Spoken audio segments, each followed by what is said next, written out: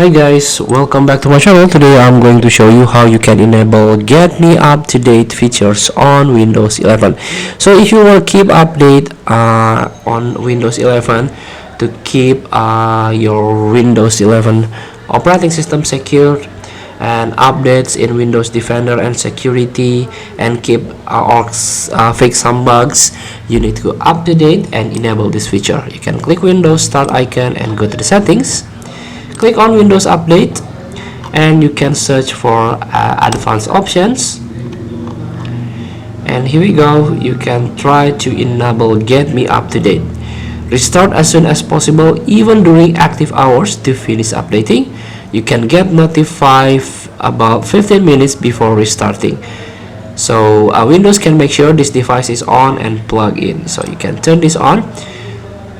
So this is like when there is an update and you need to restart, you can get notification to restart as soon as possible. So here you can, by default this Get Me Up to Date is off, but you can turn on if or you need to urgent to get update. You can turn this on.